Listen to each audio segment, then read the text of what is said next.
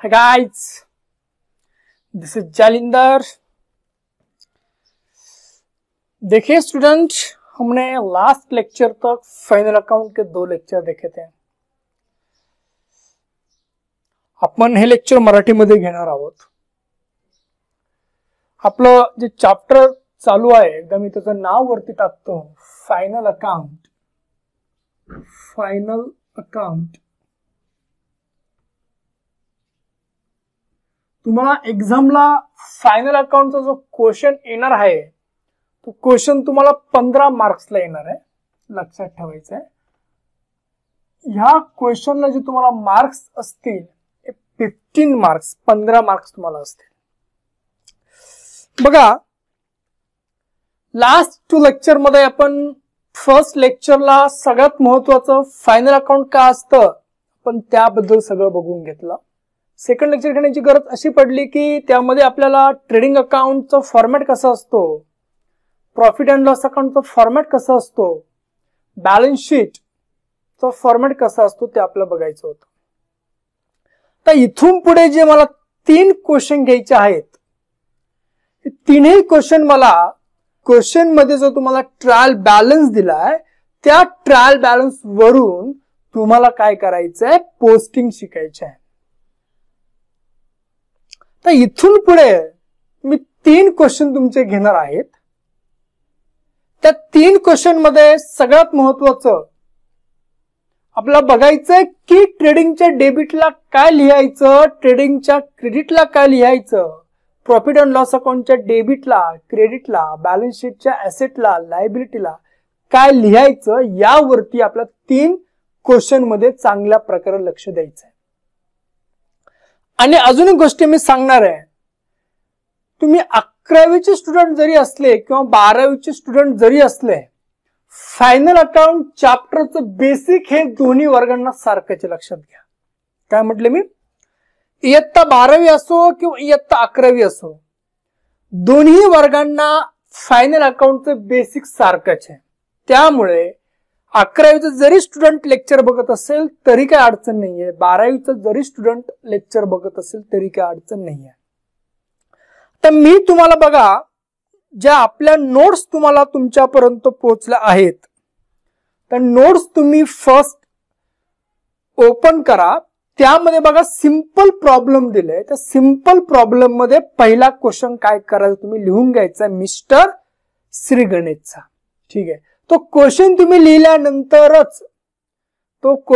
लिहिल्यानंतरच माझ्या सोबत लेक्चरला स्टार्टिंग करायचं। एकदा क्वेश्चन चांगला वाचून घ्या।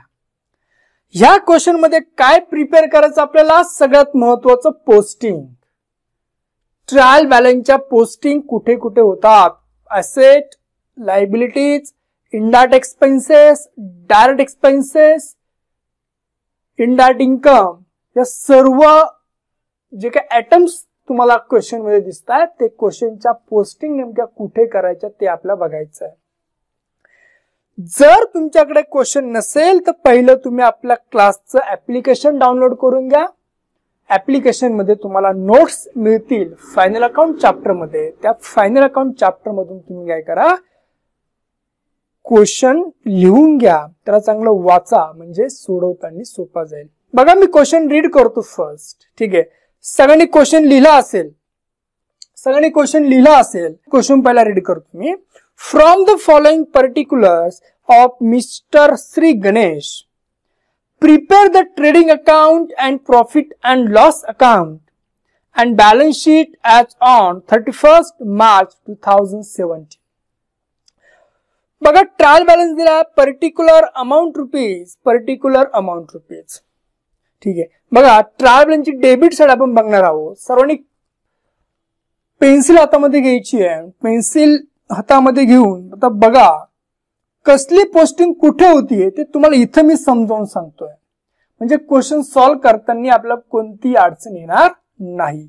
बघा, सन्ड्री डेटर्स आपली ऍसेट आहे, प्लांट अँड मशिनरी आपली ऍसेट आहे। बघा, ओपनिंग स्टॉक नेहमी लिहिला जातो ट्रेडिंगच्या डेबिटला, टीडी करा तिथे। ठीक आहे, त्यानंतर परचेसेस हा आपला एक प्रकारचा डायरेक्ट एक्सपेन्सेस आहे, घ्या ट्रेडिंगच्या डेबिटला सेल्स रिटर्न राहू द्या, त्यावरती चर्चा करावी लागेल. वेजेस डायरेक्ट एक्सपेन्सेस आहे ट्रेडिंगच्या डेबिटला.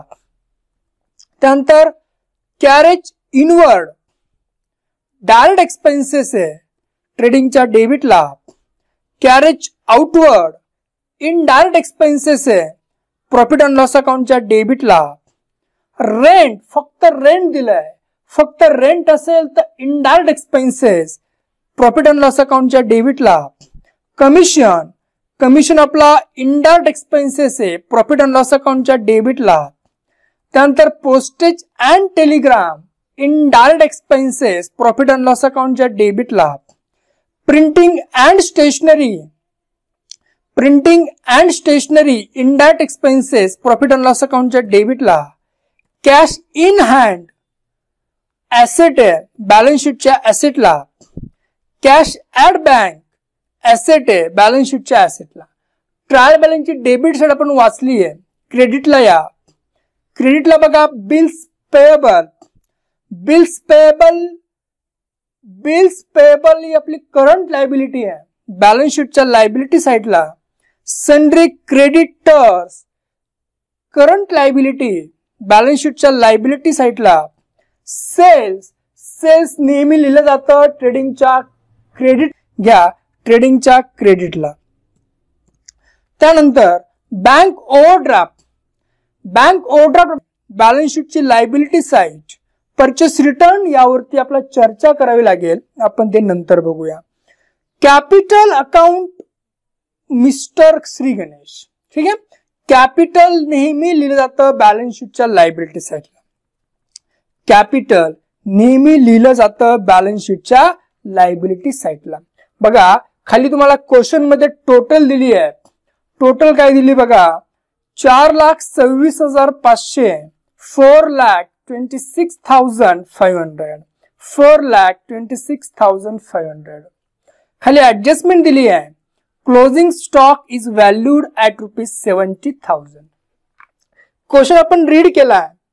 क्वेश्चन मध्ये ट्रायल बॅलन्स मध्ये जे सारे आयटम्स दिले त्याच्या पोस्टिंग कुठे कुठे करायच्या त्या सुद्धा मी तुम्हाला लिहून दिल्या. आता कसला अर्थ कोणत्या आयटमचा काय अर्थ होतो ते आपण क्वेश्चन सॉल्व्ह करताना काय बघणार आहोत. बघा तुम्ही माझ्यासोबत लिहायचं आहे. क्वेश्चन सॉल्व्ह कसा करायचा बघा. क्वेश्चन सॉल्व्ह कसा करायचा बघा. पहिले लिहून घ्या वरती in the books of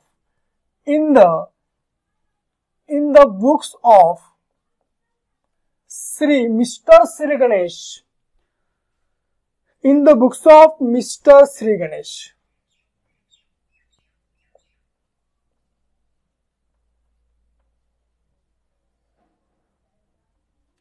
in the books of mister Shri Ganesh. घ्या पहिलं आपलं अकाउंट तयार करायचंय ट्रेडिंग अकाउंट. माझ्या सोबत सगळ्यांनी अकाउंट तयार करायचंय. ते दिसतंय का? ओके ठीक आहे. पहिला अकाउंट आपल्याला तयार करायचं ट्रेडिंग अकाउंट. बघा पर्टिक्युलर.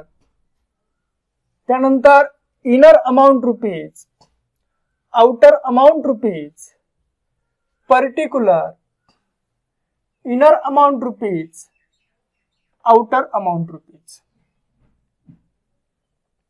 पहिला अकाउंट आपल्याला तयार करायचं आहे ट्रेडिंग अकाउंट. ही त्याची डेबिट साइट आहे. ही त्याची कोणती आहे?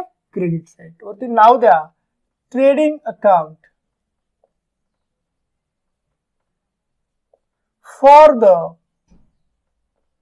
for the year ended 31st March 2017. ठीक आहे. नाव द्या इथे particular, inner amount rupees, outer amount rupees, particular, inner amount rupees, outer amount rupees. त्यानंतर कोणते अकाउंट तुम्ही तयार केल्यानंतर नेहमी एक सवय लावायची, चांगली सवय लावायची आहे. अकाउंट तयार केल्यानंतर कधीही 2 ते 3 लाईन सोडून देत जा. ठीक आहे. का सोडायच्या, कशा सोडायच्या ते आपण नंतर बघूया. ठीक आहे. तर प्रॅक्टिकली जेव्हा घडेल तेव्हाच समजेल. कारण का सोडायच्या सांगून समजणार नाहीये.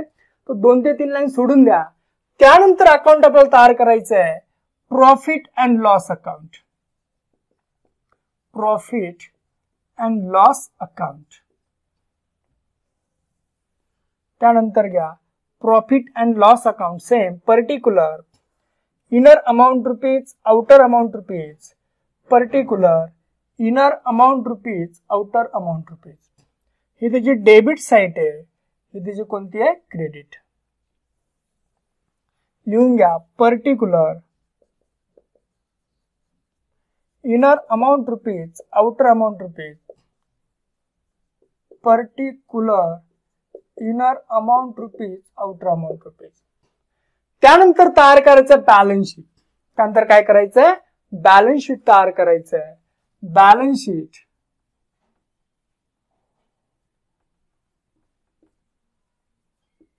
as on 31st March 2017. Liability, inner amount rupees, outer amount rupees. Asset, inner amount rupees, outer amount rupees. त्याची लायबिलिटी साइड आहे, inner amount rupees, outer amount rupees. त्यानंतर assets, inner amount rupees, outer amount rupees.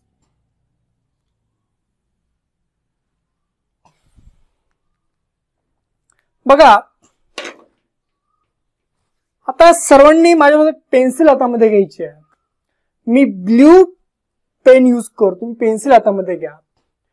Trading अकाउंटच्या डेबिटला काय लिहायचं, जर goods वाढला, goods मध्ये जर वाढ झाली तर लिहायचं ट्रेडिंगच्या डेबिटला, गुड्स कमी झाला तर लिहायचा क्रेडिटला. प्रॉफिट अँड लॉस अकाउंटच्या डेबिटला सर्व खर्च, पण खर्च कोणते, फक्त इनडायरेक्ट एक्सपेन्सेस, खर्च आणि जो तोटा असेल ते लिहायचं कुठे, प्रॉफिट अँड लॉस अकाउंटच्या डेबिटला, आणि फायदा असेल ते लिहायचा कुठे, क्रेडिट. एवढंच लक्षात ठेवा. जसे जसे आपण क्वेश्चन सॉल्व्ह करत जाणार आहोत तसं तसं तुमच्या लक्षामध्ये येणार आहे, त्यामध्ये कोणत्या प्रकारची त्रुटी नाहीये. प्रॉफिट अँड लॉस अकाउंटच्या डेबिटला काय लिहायचंय, खर्च, तोटा लिहायचा आहे. प्रॉफिट अँड लॉस अकाउंटच्या क्रेडिटला फायदा लिहायचा म्हणजे इन्कम. आता तुम्हाला माहितीये direct income, indirect income, direct expense, indirect expense, त्यामध्ये तुम्हाला माहिती कसं लिहायचं ते आपण बघणार आहोत. बॅलन्स शीटची लायबिलिटी म्हणजे देणं, जे पण व्यवसायातून देणे असेल ते लिहायचं बॅलन्स शीटच्या लायबिलिटी साईडला, आणि जे पण बॅलन्स शीटचं ऍसेट मालमत्ता असेल, प्रॉपर्टी, मालमत्ता म्हणजे प्रॉपर्टी किंवा घेणे, जे पण घेणे असेल किंवा जी पण आपली प्रॉपर्टी असेल ती बॅलन्स शीटच्या ऍसेटला लिहायची. ठीक आहे. आता मी एवढंच तुम्हाला लिहून दाखवतोय, मी बाकी कोणत्या प्रकारचं फॉर्मॅट यामध्ये लिहिणार नाहीये. फॉर्मॅट कसा असतो, काय असतो, कुठे काय लिहायचं, काही नाही. पुढचे 3 लेक्चर, या फर्स्ट क्वेश्चन, याच्यानंतर सेकंड, थर्ड, तीनही क्वेश्चन मध्ये असंच फॉर्मॅट रेडी करायचं, कोणत्या प्रकारचा चेंजेस करायचं नाही. आपल्या कोणत्या गोष्टी पाठांतर करायच्या नाही, समजून घ्यायच्या, कॉन्सेप्ट बिल्ड आपल्याला करायची. ठीक आहे. चौथ्या क्वेश्चन मध्ये तुम्हाला मी असं काय फॉर्मॅट लिहून देईल, यात अशा काही गोष्टी मी तयार करून दाखवेल की तुम्हाला एक्झामला गेल्यानंतर क्वेश्चन पेपर येण्याच्या आत ते तयार करून ठेवायचं. पण आता मी त्याबद्दल काही सांगणार नाही. आता करायचं काय, आपला क्वेश्चन, मग फायनल अकाउंटचा क्वेश्चन सॉल्व्ह कसा करायचा. जो क्वेश्चन मध्ये तुम्हाला ट्रायल बॅलन्स दिलाय, ठीक आहे, पर्टिक्युलर अमाऊंट, त्या ट्रायल बॅलन्सची सिंगल पोस्टिंग कुठे करायची, आपल्याला इथे लिहायची. जे ट्रायल बॅलन्सच्या डेबिटला दिलंय त्याची पोस्टिंग एकतर ट्रेडिंगच्या डेबिटला होईल, नाहीतर प्रॉफिट अँड लॉस अकाउंटच्या डेबिटला होईल, नाहीतर बॅलन्स शीटच्या ऍसेटला होईल. लक्षात ठेवायचं. पुन्हा मी रिपिटेशन करतो, जे ट्रायल बॅलन्सच्या डेबिटला दिलंय त्याची पोस्टिंग एकतर तुम्ही ट्रेडिंगच्या डेबिटला करायची, नाहीतर प्रॉफिट अँड लॉस अकाउंटच्या डेबिटला करायची, नाहीतर बॅलन्स शीटच्या ऍसेटला करायची. ठीक आहे. जे तुम्हाला ट्रायल बॅलन्सचे दिलंय क्रेडिटला, जे तुम्हाला ट्रायल बॅलन्सच्या क्रेडिटला दिलंय त्याची पोस्टिंग करत असताना तुम्हाला एकतर ट्रायल बॅलन्सच्या क्रेडिटची पोस्टिंग करत असताना एकतर ट्रेडिंगच्या लाईनचं क्रेडिटला, नाहीतर प्रॉफिट अँड लॉस अकाउंटच्या क्रेडिटला, नाहीतर बॅलन्स शीटच्या लायबिलिटी बाजूला. कसं काय बघू आपण, चिंता करू नका. सिंगल पोस्टिंग करायची. तर फॉर एक्झाम्पल पहिलं बघा, तुम्ही ट्रायल बॅलन्सच्या डेबिटला यायचं सन्ड्री डेटर्स. सन्ड्री डेटर्स म्हणजे अशी व्यक्ती किंवा कंपनी का ज्यांच्याकडनं पैसे घेणे आहे. घेणे म्हणजे काय, आपली ऍसेट. घेणे म्हणजे आपली काय आहे, ऍसेट. सर ऍसेट असेल तर बॅलन्स शीटच्या लिहायचं कुठं, ऍसेट. ऍसेट म्हणजे मालमत्ता, प्रॉपर्टी. ठीक आहे, ऍसेट म्हणजे काय, मालमत्ता, प्रॉपर्टी. मग सन्ड्री डेटर्स म्हणजे अशी व्यक्ती किंवा कंपनी की ज्यांच्याकडून आपल्याला काय घ्यायचंय, पैसे घेणे. काय घेणे, पैसे घेणे. मग मला सांगा, ज्या व्यक्तीकडनं पैसे घेणे, घेणं म्हणजे आपली काय आहे, ऍसेट आहे, मालमत्ता आहे, प्रॉपर्टी आहे. बॅलन्स शीटच्या ऍसेटला या लिहून घ्या 43,350. सिंगल पोस्टिंग करायची, कुठे डबल पोस्टिंग करायची नाहीये. आपल्याला पहिले 3 क्वेश्चन मध्ये फक्त पोस्टिंग शिकायची, बाकी काय शिकायचं नाहीये. नंतर दिलं plant and machinery. Plant and machinery म्हणजे यंत्रसामग्री. यंत्रसामग्री, प्लांट अँड मशिनरी आपली प्रॉपर्टी आहे. कंपनी मधली कोणती मशिनरी असो ती आपली प्रॉपर्टी आहे, ऍसेट आहे, मालमत्ता आहे. मग ऍसेट असेल तर बॅलन्स शीटच्या ऍसेटला. बघा या क्वेश्चन मध्ये जो इनरचा कॉलम आहे, इनरच्या कॉलमचा कोणत्याही प्रकारचा उपयोग आपल्याला नाही. त्याचा उपयोग पुढे आपल्याला येणार आहे, काळजी करू नका. मग प्लांट अँड मशिनरी किती आहे, 60,000. लिहा, प्लांट अँड मशिनरी आपली ऍसेट आहे. Plant and machinery 60,000. नंतर काय दिलं बघा, ओपनिंग स्टॉक. ओपनिंग स्टॉक म्हणजे 1 एप्रिलचा स्टॉक. सगळे लिहून घ्या तिथे ब्रॅकेटमध्ये. ओपनिंग स्टॉक 1 एप्रिलचा जो स्टॉक असतो त्याला म्हटलं जातं ओपनिंग स्टॉक. गुड्सचा जो 1 एप्रिलचा स्टॉक आहे त्याला म्हणायचं ओपनिंग स्टॉक. मग मला सांगा, गुड्सच्या रिलेटेड आपण लिहितो कुठं, ट्रेडिंगला. ओपनिंग स्टॉक नेहमी लिहायचा ट्रेडिंग अकाउंटच्या डेबिटला.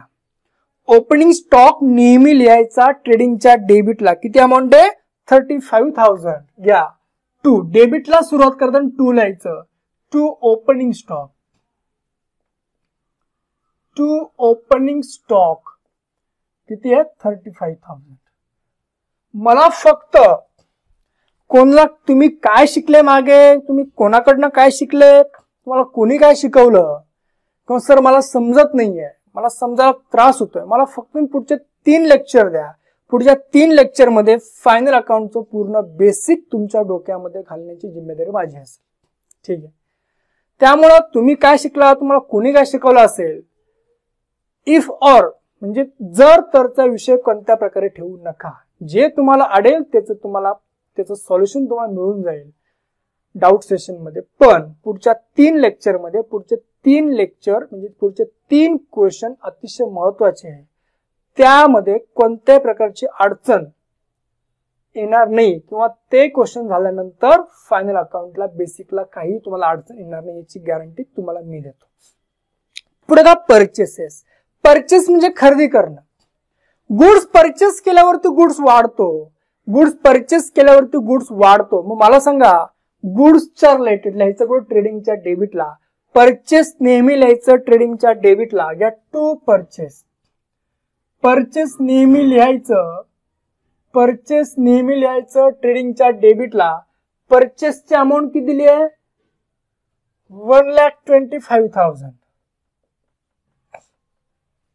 1,25,000. नंतर दिलं सेल्स रिटर्न. सेल्स रिटर्न राहू द्या, आपण नंतर बघू. वेजेस म्हणजे मजुरी. वेजेस हा डायरेक्ट एक्सपेन्सेस आहे, आणि डायरेक्ट एक्सपेन्स लिहायचे कुठं, ट्रेडिंगच्या डेबिटला. डायरेक्ट एक्सपेन्स लिहायचे कुठे, ट्रेडिंगच्या डेबिटला. 2 परचेस, 2 वेजेस. वेजेस म्हणजे मजुरी. वेजेसची अमाऊंट त्यांनी आपल्याला दिली आहे, वेजेसची अमाऊंट दिली आहे 45,000. किती आहे? 45,000. Next, carriage inward. Carriage inward म्हणजे काय? गुड्स परचेस करताना केला जाणारा वाहतुकीचा खर्च. कॅरेज म्हणजे वाहतूक, इनवर्ड म्हणजे परचेस. ठीक आहे. गुड्स परचेस करताना केला जाणारा वाहतुकीचा खर्च. मग परचेसच्या रिलेटेड जे खर्च असतात ते कोणते असतात? Direct expenses. फॅक्टरीच्या रिलेटेड जे खर्च असतात ते कोणते असतात? Direct expenses. ठीक आहे. प्रोडक्शनच्या रिलेटेड जे खर्च असतात ते कोणते असतात? Direct expenses. मग मला सांगा, कॅरेज इनवर्ड हा कशाच्या रिलेटेड आहे? सर, परचेसच्या रिलेटेड आहे. आणि परचेसच्या रिलेटेड जे पण खर्च असतील ते डायरेक्ट आहे. आणि डायरेक्ट एक्सपेन्स लिहायचे ट्रेडिंगच्या डेबिटला to carriage inward. To carriage inward. किती अमाऊंट त्याची? 600. Next, carriage outward. Carriage outward म्हणजे काय?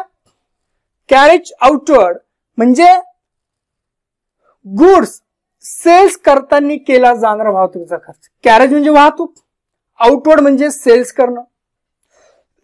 सॉरी, गुड्स सेल्स करत असताना केला जाणारा वाहतुकीचा खर्च. पण मला सांगा, कॅरेज आउटवर्ड म्हणजे गुड्स सेल्स करताना केला जाणारा वाहतुकीचा खर्च आहे. सेल्सच्या रिलेटेड, गोडाऊनच्या रिलेटेड, ऑफिसच्या रिलेटेड जे पण खर्च असतात ते सर्व खर्च कोणते असतात? Indirect expenses. इनडायरेक्ट एक्सपेन्स आपण लिहितो कुठं?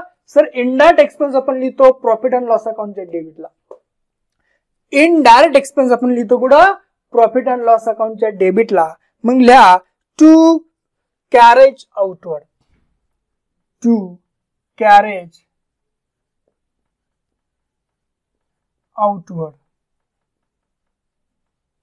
कॅरेज आउटवर्डची अमाऊंट त्यांनी आपल्याला दिली आहे 300. किती आहे? 300. आउटर कॉलम मध्ये लिहायचं आहे. Next, rent. रेंट म्हणजे भाडे. ठीक आहे. रेंट म्हणजे भाडे.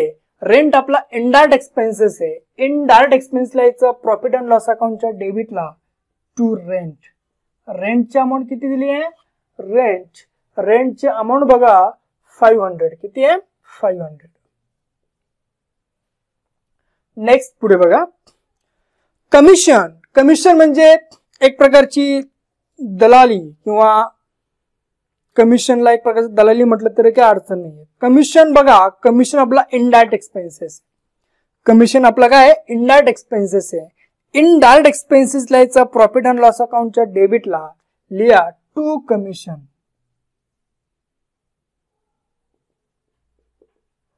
600. Next,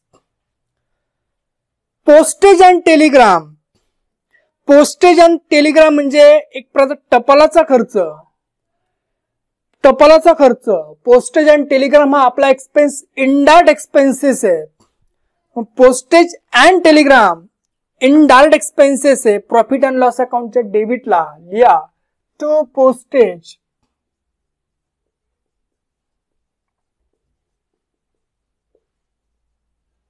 postage and telegram 100. किती आहे? 100.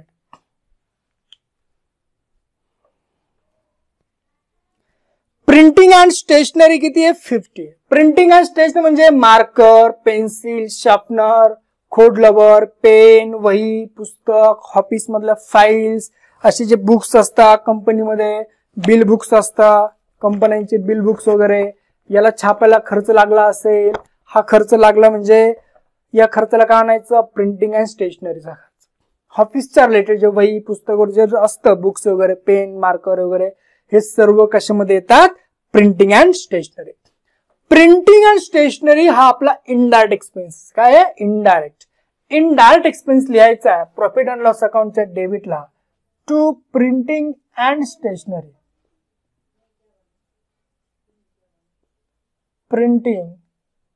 प्रिंटिंग अँड स्टेशनरी किती अमाऊंट आहे? 50. किती आहे? 50. नेक्स्ट, कॅश इन हँड आणि cash at bank. Cash in hand म्हणजे काय? कॅश इन हँड म्हणजे आपल्या जवळ असलेले पैसे, जी कॅश आपल्या जवळ त्याला कॅश इन हँड म्हणायचं. किती? ती 56,000. आता कॅश आपल्या खिशामध्ये समजा आता 56,000 रुपये, ते आपली प्रॉपर्टी आहे, आपली ऍसेट आहे. मग ऍसेट मालमत्ता प्रॉपर्टी लिहायची बॅलन्स शीटच्या ऍसेटला cash in hand. Cash in hand ची अमाऊंट दिली किती इथं? 56,000. किती आहे? 56,000. नंतर दिलं cash at bank. Cash at bank म्हणजे काय? आपल्या बँकेमध्ये, आपण ज्या बँकेमध्ये अकाउंट खोललंय, ओपन केलंय, त्या बँकेमध्ये आपली किती कॅश आहे? 59,000. तर बँकेमध्ये आपली कॅश असेल ते का लोकांची कॅश आहे का? नाही सर, जे बँकेत पैसे ते सुद्धा आपलेच आहे. मग बँकेमध्ये जी कॅश आहे, बँकेमध्ये जे पैसे आहे, ते आपली काय? ऍसेट आहे. काय आहे? ऍसेट आहे, आपली प्रॉपर्टी, आपली मालमत्ता आहे. मग या आपली ऍसेट असेल तर बॅलन्स शीटच्या ऍसेटला या cash in hand. Cash in hand किती अमाऊंट आहे ती? 59,000. किती? 59,000. चला, आपले ट्रायल्स बॅलन्सची डेबिट साईड पूर्ण झाली. बघा, डेबिटला जितके जे आपण सेल्स रिटर्न सोडून द्या, सेल्स रिटर्न सोडून द्या, बाकी सर्व आयटम आपण एक तर ट्रेडिंगच्या डेबिटला घेतले किंवा प्रॉफिट अँड लॉस अकाउंटच्या डेबिटला किंवा बॅलन्स शीटच्या ऍसेटला. क्रेडिटला तुम्हाला एकही आयटम दिसतोय का? नाही सर, क्रेडिटला एकही आयटम दिसत नाही. सर असं उलट काय? लक्षात घ्या, लायबिलिटीला एक प्रकारचा तो क्रेडिट बॅलन्स. कोणता आहे? क्रेडिट. ऍसेटचा बॅलन्स कोणता आहे? डेबिट. लक्षात ठेवायचा. जसं यांचं डेबिट क्रेडिट बघा ह्यानुसार दिलंय, याचं डेबिट क्रेडिट थोडं उलट असते. काय असतं? उलट असते. सिंपल भाषेत सांगतो, जास्त मी याच्यावर चर्चा करत नाहीये. लक्षात ठेवायचं, लायबिलिटीचा क्रेडिट बॅलन्स आणि ऍसेटचा कोणता बॅलन्स? Debit balance. लक्षात ठेवायचं, लिहू नका कोणी, फक्त समजून घ्या. बघा, ट्रायल बॅलन्सच्या डेबिटला जे आयटम्स होते ते सर्व एकतर ट्रेडिंगच्या डेबिटला लिहिले, एकतर प्रॉफिट अँड लॉस अकाउंटच्या डेबिटला किंवा बॅलन्स शीटच्या ऍसेटला. क्रेडिटला एक सुद्धा लिहिला नाही. लक्षात ठेवायचं. या ट्रायल बॅलन्सच्या क्रेडिटला या बघा बिल्स पेएबल. बिल्स पेएबल म्हणजे काय? अशी बिले की ज्यांच्या अगेन्स्ट आपल्याला पैसे देणं आहे. बिल्स पेएबल म्हणजे काय? अशी बिले की ज्यांच्या अगेन्स्ट आपल्याला पैसे देणे आहे. पण मला सांगा, ज्या बिलांच्या अगेन्स्ट आपल्याला पैसे देणे म्हणजे आपली काय? सर, देणे म्हणजे लायबिलिटी. देणे म्हणजे आपली काय? लायबिलिटी. मग देणे म्हणजे आपली लायबिलिटी. तर बिल्स पेएबल लिहायचं कुठं? सर, बॅलन्स शीटच्या लायबिलिटी साईडला एक लाईन सोडून द्यायचे. का सोडायचे मी पुढे सांगतो. एक लाईन सोडून घ्या, लिहा इथं बिल्स पेएबल.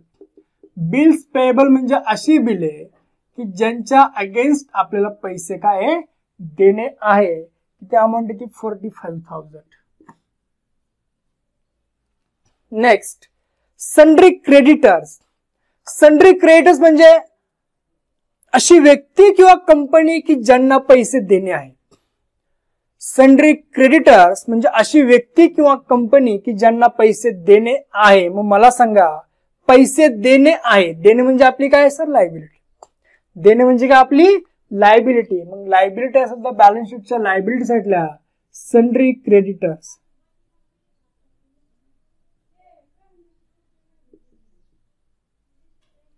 सन्ड्री क्रेडिटर्स किती अमाऊंट आहे? सन्ड्री क्रेडिटरची 25,000. लिहून घ्या येते 25,000. सन्ड्री क्रेडिटर्सची अमाऊंट किती? 25,000. सेल्स बघा, सेल्स हा गुड्सचा रिलेटेड आहे. गुड्स परचेस केला की गुड्स वाढतो, द्यायचं डेबिटला. गुड्स सेल्स केला की गुड्स काय होतो? कमी होतो, मग लिहायचं कुठे? ट्रेडिंगच्या क्रेडिटला. नेहमी सेल्स लिहायचं ट्रेडिंगच्या क्रेडिटला. लिहून घ्या बाय. नेहमी क्रेडिटला सुरुवात करताना बाय ने करायची. Bye cells. त्याची अमाऊंट त्यांनी आपल्याला दिली आहे. सेलची अमाऊंट दिली 1,40,000. 1,40,000 किती आहे? 1,40,000. पुढे बघा, बँक ओव्हरड्राफ्ट.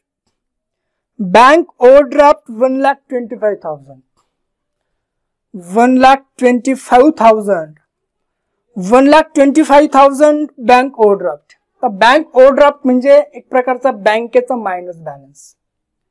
एक सिंपल तुम्हाला उदाहरण देतो मी, जसं डीप मध्ये सांगत नाहीये. समजा आपलं एसबीआय बँकेत अकाउंट आहे. एसबीआय बँकेमध्ये आपले आता पैसे 1,000 रुपये. किती आता बँकेत पैसे किती? 1,000 रुपये. पण बँकेतून आपण पैसे किती विड्रॉ केले? बँकेतून आपण पैसे विड्रॉ केले 1,100 रुपये.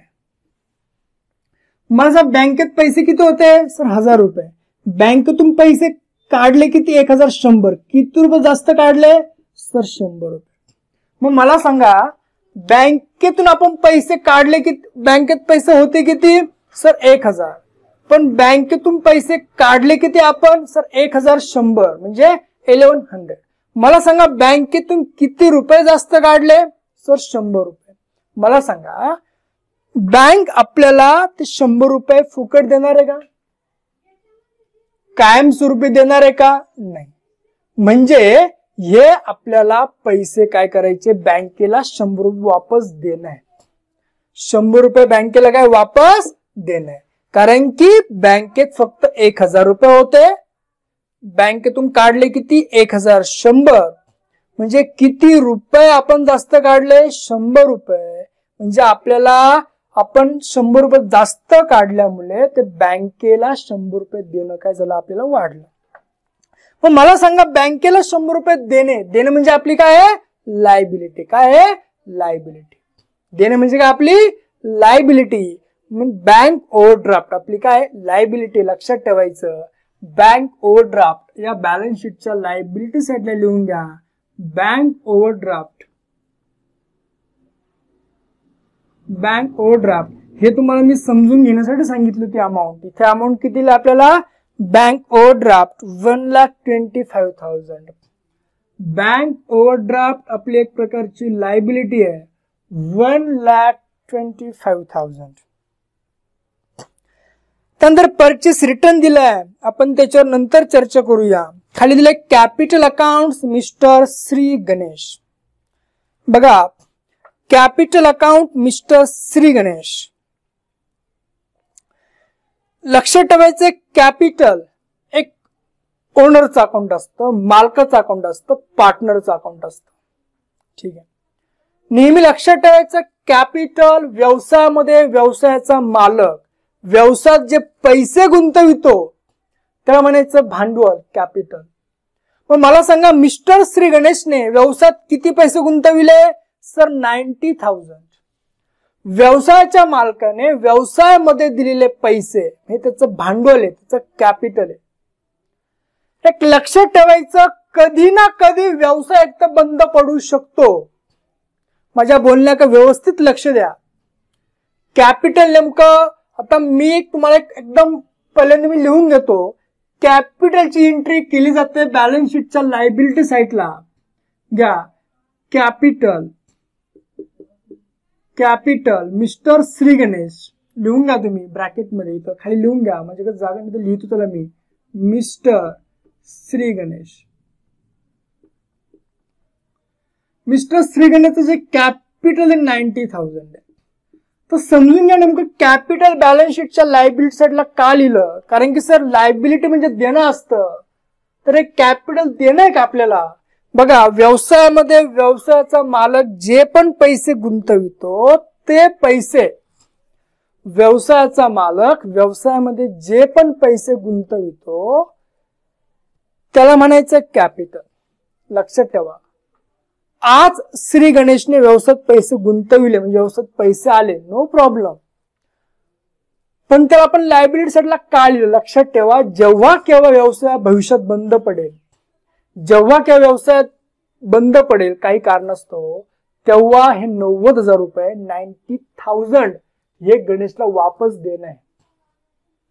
व्यवसाय आणि व्यवसायाचा मालक दोघांचा काही संबंध नाही. लक्षात ठेवा. व्यवसाय आणि व्यवसायाचा मालक दोघांचा कोणत्याही प्रकारचा संबंध नाहीये. ठीक आहे. म्हणून लक्षात ठेवायचं कॅपिटल ही आपल्या व्यवसायाची लायबिलिटी आहे. ठीक आहे. अजून जर तुम्हाला काही शंका असेल तर मला डाऊट सेशन मध्ये विचारून घ्या. पण कॅपिटल ही आपली लायबिलिटी, कारण का भविष्यात जेव्हा केव्हा व्यवसाय बंद पडेल तर व्यवसाय बंद पडल्यानंतर व्यवसायाला मालकाला कॅपिटलचे पैसे वापस काय देणं असतं. एकच लक्षात ठेवा, कॅपिटल आपली काय लायबिलिटी आहे. ठीक आहे. बघा अजून आपल्या काय बाकी त्याच्यामध्ये बघा आपली ट्रायल बॅलन्सच्या डेबिटला जेवढे आयटम्स होते त्याची आपण पोस्टिंग केली. ट्रायल बॅलन्सच्या क्रेडिटला जितके सारे आयटम्स होते आपण त्याची पोस्टिंग केली. प्रत्येकाचे आपण सिंगल इफेक्ट दिले. काय दिले? सिंगल इफेक्ट दिलाय. 2 आयटम्स आपले बाकी आहे, परचेस रिटर्न आणि सेल्स रिटर्न. लक्षात ठेवायचं आहे, तुमची खाडाखोड मुद्दाम करतोय. ठीक आहे. परचेस रिटर्न आणि परचेस रिटर्न आणि सेल्स रिटर्न का सोडला आपण लक्षात ठेवायचं. खाडाखोड तुमची मला करायची आहे. ठीक आहे. बघा तुम्ही ट्रायल बॅलन्सच्या डेबिटला पहिले येणार. तुम्ही ट्रायल बॅलन्सच्या डेबिटला आल्यावरती बघा तुम्हाला 5 नंबरला सेल्स रिटर्न दिसत आहे. सेल्स रिटर्न म्हणजे काय? आपण बघा टोटल गुड सेल्स किती केला? 1,40,000चा. आतापर्यंत आपण गुड सेल्स किती केला? 1,40,000 रुपयाचा. मला सांगा 1,40,000 रुपयाचा गुड्स आपण सेल्स केला, पण त्यापैकी सेल्स रिटर्न म्हणजे विकलेला माल परत किती आला? किती आला इथे? 1,000 रुपये. याचा अर्थ सेल्स रिटर्न म्हणजे विकलेल्या मालापैकी 1,000 रुपयाचा माल परत आला. 1,40,000 रुपयाचा जो गुड्स आपण विकला होता, 1,40,000 रुपयाचा जो गुड्स आपण विकला होता त्यापैकी 1,000 रुपयाचा गुड्स रिटर्न आला. याला म्हणायचं सेल्स रिटर्न. ठीक आहे. तर मी लिहितो कसं? तुमची खाडाखोड करणार आहे मी. ठीक आहे. तुम्हाला राग आला असेल, काही अडचण नाही, राग आला असेल तर मला समजावून सांगण्यासाठी व्यवस्थित, परत तुम्ही चुकी नाही केली पाहिजे एक्झामला, तर मला समजून सांगण्यासाठी या गोष्टी कराव्या लागतात. बघा सेल्स मी इनरला लिहितो. टोटल वर्षभरामध्ये आपण सेल्स किती केलं? सर 1,40,000. टोटल वर्षभरामध्ये आपण सेल्स केलं किती? 1,40,000. पण मला सांगा 1,40,000 रुपयाचा आपण माल विकला, पण स्पष्ट त्यांनी आपल्याला दिलंय क्वेश्चन मध्ये सेल्स रिटर्न 1,40,000 पैकी रिटर्न किती आला? सर 1,000 रुपयाचा माल का आला? रिटर्न आला. सिंपल आहे. समजा हे 2 मार्कर आपण विकले, कस्टमरला आपण 2 मार्कर विकले. मला सांगा कस्टमरला 2 मार्कर विकले म्हणजे आपलं सेल्स किती दिसतं आता? सर 2 मार्कर विकले असं दिसतं. पण एका दुसऱ्या दिवशी त्या कस्टमरने 1 मार्कर आपल्याला वापस दिला. मला सांगा आता 2 मार्कर विकले का आपण? नाही सर, 2 विकले होते, त्यातून 1 रिटर्न आला म्हणजे सेल्स राहिले किती? 1 मार्कर. तसंच इथे आपण गुड्स टोटल विकला किती होता? 1,40,000 रुपयाचा. त्यापैकी रिटर्न किती झालं? 1,000 रुपयाचं. मग आउटरला लिहा. मग मला सांगा टोटल सेल्स राहिले किती फक्त? सर 1,40,000 मधून 1,000 गेले, उरले किती? 1,39,000. समजतं मी काय म्हणतोय? टोटल आपण सेल्स केलं होतं 1,40,000 रुपयाचं. त्यामधून आपल्याला रिटर्न किती आलं? सर 1,000 रुपयाचा माल, विकलेला माल रिटर्न आला, म्हणजे तो मायनस केला. हे 1,000 रुपयाला काय म्हणायचं? 1,000 रुपयाला म्हणायचं सेल्स रिटर्न. काय म्हणायचं? Sales return. काय डाऊट इथपर्यंत? सर हे तर समजलं, नो प्रॉब्लेम. पण डाऊट एक आहे. काय सर? डाऊट मला असा येतो की तुम्ही थोडं खोटं बोलता. नो, तसं काही नाही, मी सगळं खरं सांगितलंय. नाही सर, आमचा क्वेश्चन असा आहे की तुम्ही आम्हाला क्वेश्चन सॉल्व्ह करण्याच्या अगोदर सांगितलं होतं ट्रायल बॅलन्सच्या डेबिटला जे आयटम्स आहे ते सर्व लिहायचे, एक तर ट्रेडिंगच्या डेबिटला, नाहीतर पीएलच्या डेबिटला, नाहीतर ऍसेटला. पण तुम्ही ट्रायल बॅलन्स मध्ये सेल्स रिटर्न हे डेबिटला दिलंय, तुम्ही लिहिलं कुठे? क्रेडिटला. लक्षात घ्या, लक्षात घ्या. एकदम शांत चित्ताने बघा. तुम्ही सेल्स रिटर्न डेबिटला सुद्धा लिहू शकता. No problem. सेल्स रिटर्न तुम्ही डेबिटला सुद्धा लिहू शकतात. ठीक आहे, सगळ्यांनी लक्ष इथं द्या. समजा लिहू नका, कोणी लिहू नका. समजा मी सेल्स रिटर्न इथं लिहिलं असतं पण काही प्रॉब्लेम नाही. पण लक्षात ठेवा, मी सेल्स रिटर्न लिहित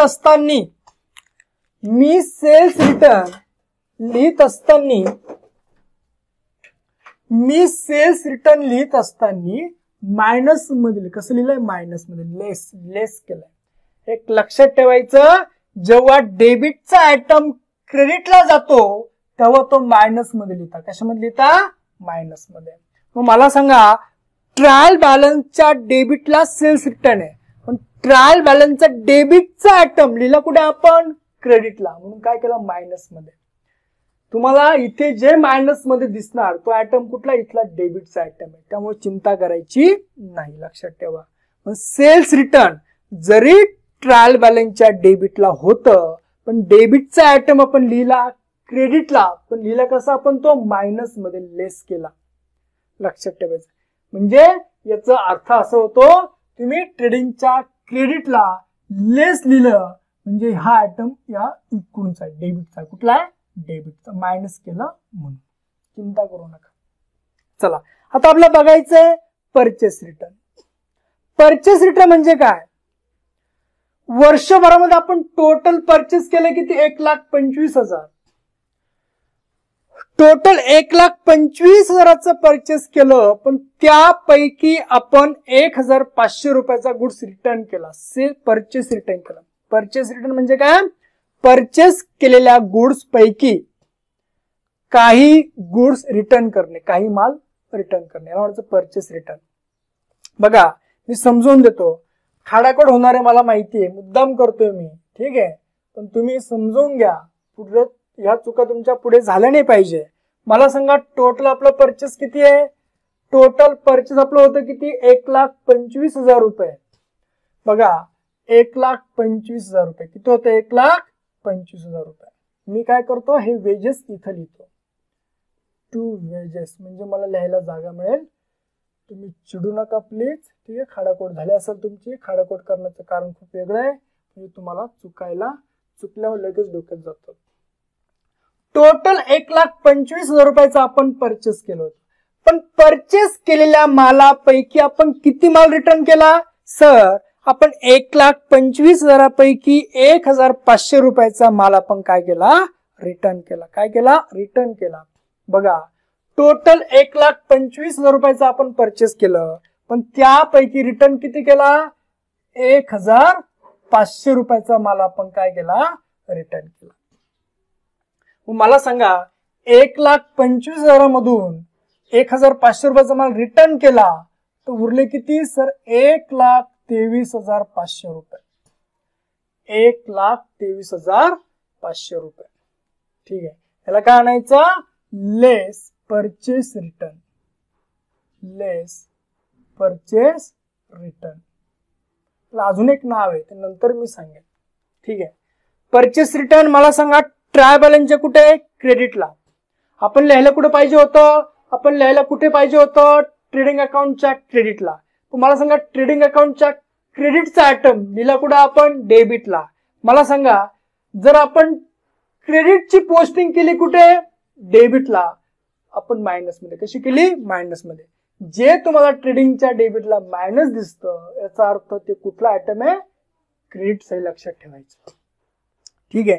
आता पुन्हा मी समजावून सांगतो. आपण किती मार्कर परचेस केले? 3 मार्कर परचेस केले. समजा त्यामधलं एक मार्कर आपल्याला आवडलं नाही, खराब निघाला, डॅमेज निघाला, आपण त्याला वापस केलं. काय केलं? वापस केलं. सांगा, उरले किती मार्कर? 2. मला सांगा, परचेस मधून परचेस केलेला टोटल जे आपण मार्कर परचेस केले, त्यातून जे मार्कर आपण रिटर्न केले त्याला आपण काय केलं? लेस केलं. सेम तसंच केलं.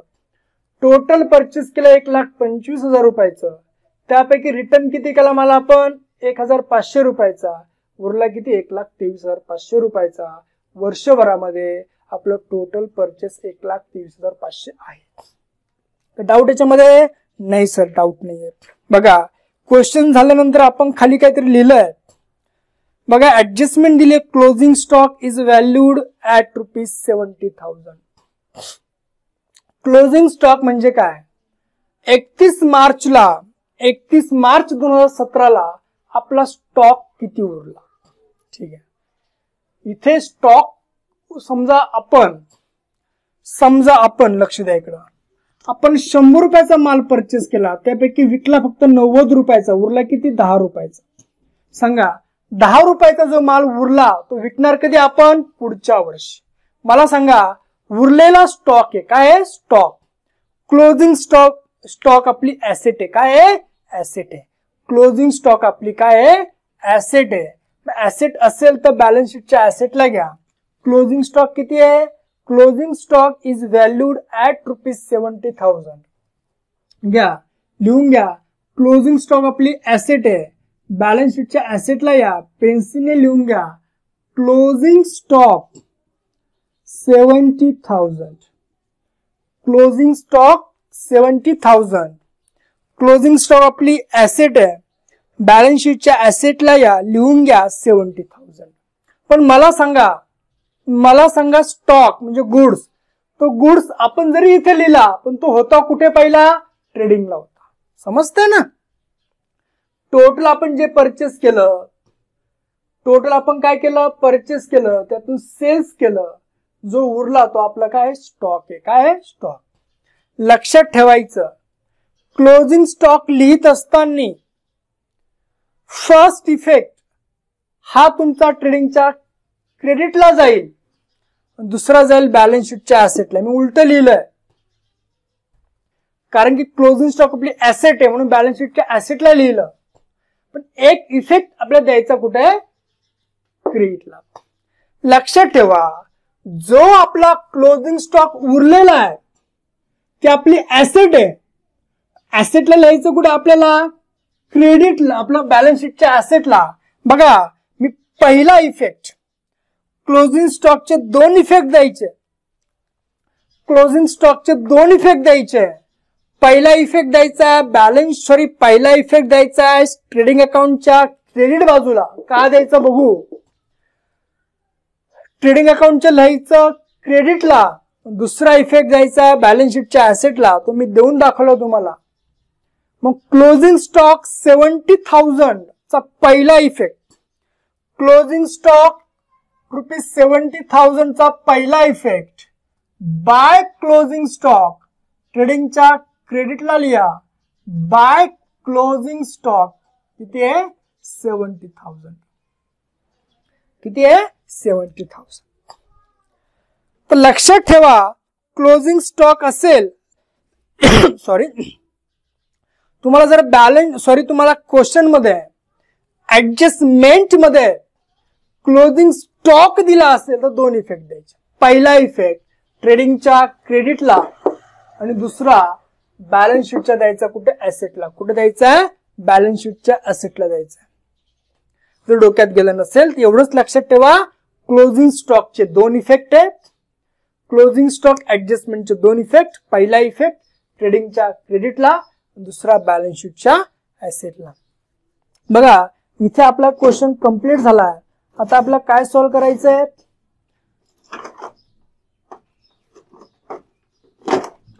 आता क्वेश्चन नंबर टॅली करायचा आहे. हे अकाउंट कसे क्लोज करायचे आपण ते बघणार आहोत. त्यावर मी तुम्हाला एक सांगतोय, 11-12 कॉमर्सला कोणत्या प्रकारचं कॅल्क्युलेटर अलाउड नाहीये. तुम्ही कॅल्क्युलेटर यूज करणार नाही. मला तर एक्झाम द्यायची नाहीये. मला जर एक्झाम द्यायची नाही म्हणून मी कॅल्सी यूज करू शकतो. पण तुम्ही तुमच्या प्रॅक्टिससाठी मनाने सर्व काही फिगर्स लिहायचे आहे. लक्षात ठेवा. ठीक आहे.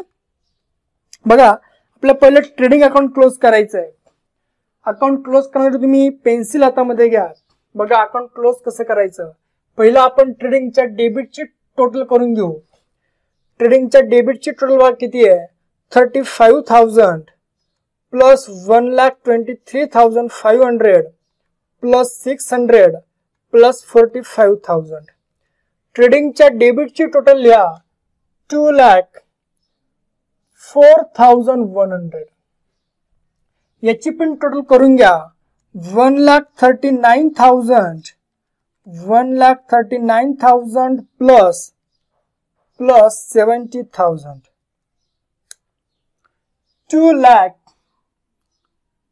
2,09,000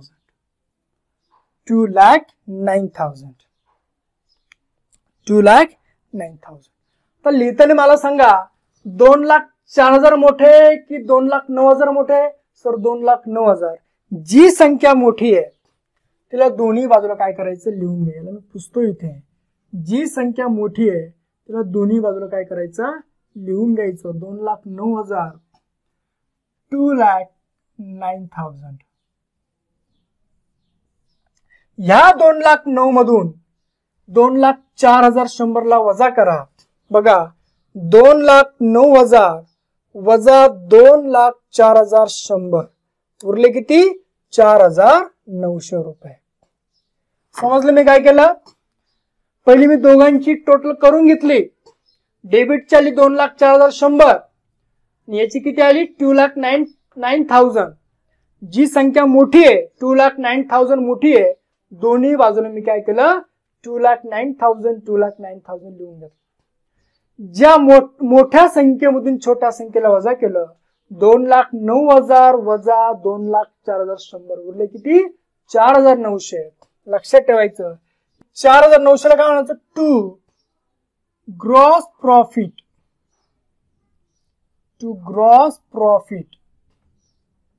कॅरी डाऊन. जेव्हा केव्हा ट्रेडिंग अकाउंटची क्रेडिट बाजू मोठी असेल तर आपल्याला काय म्हणणार? Gross profit. हा ग्रॉस प्रॉफिट आपल्याला ट्रेडिंगच्या लिहिला कुठं आपण? डेबिटला. जर ग्रॉस प्रॉफिट इकडे डेबिटला आहे तर याला ट्रान्सफर करायचं प्रॉफिट अँड लॉस अकाउंटच्या क्रेडिटला. ठीक आहे. हा ग्रॉस प्रॉफिट ट्रेडिंगच्या डेबिटला आहे तर इकडे डेबिटला इकडे ट्रान्सफर करायचा क्रेडिटला. लिहून घ्या. By gross profit brought down. इकडे कॅरीड डाऊन इकडे काय करायचा? Broad down. किती अमाऊंट आहे? 4,900. ट्रान्सफर केल्यामुळे इथे म्हणायचं ब्रॉड डाऊन. ठीक आहे. आता काय क्लोज करायचं आपल्याला? Profit and loss account close करायचं. चला प्रॉफिट अँड लॉस अकाउंटची डेबिटची टोटल करून घेऊ. किती आहे? 300. किती आहे? 8 14 15 1,550 रुपये. 1,550. आता करून घेऊ आपण. 900 प्लस 600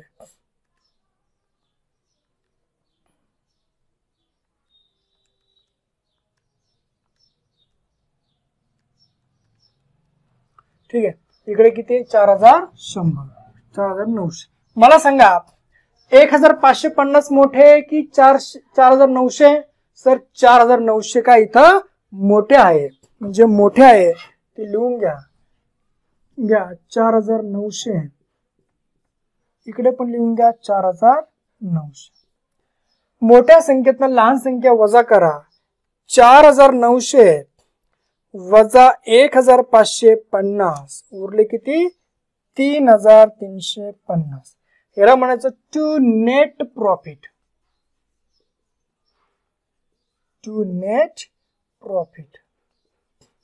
मला सांगा नेहमी प्रॉफिट कोणाचा असतो? सर प्रॉफिट असतो मालकांचा. कोणाचा असतो? मालकांचा, पार्टनरांचा. To net profit transfer to capital account. काय आहे? Capital account. नेहमी नेट प्रॉफिट दिला जातो पार्टनरांना, कंपनीच्या मालकांना, ओनरला. 3,350 नेहमी कॅपिटल मध्ये काय करायचे? ऍड करायचे. काय करायचे? ऍड.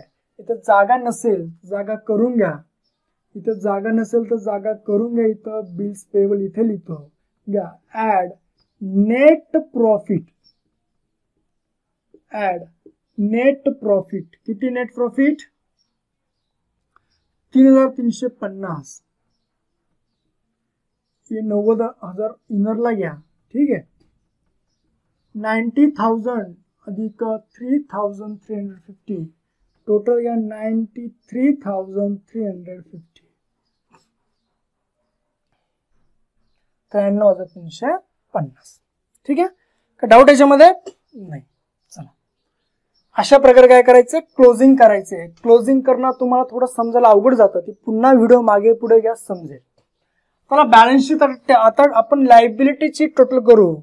93,350 प्लस 45,000 प्लस 25,000 प्लस 1,25,000, इथं आले किती, 2,88,350.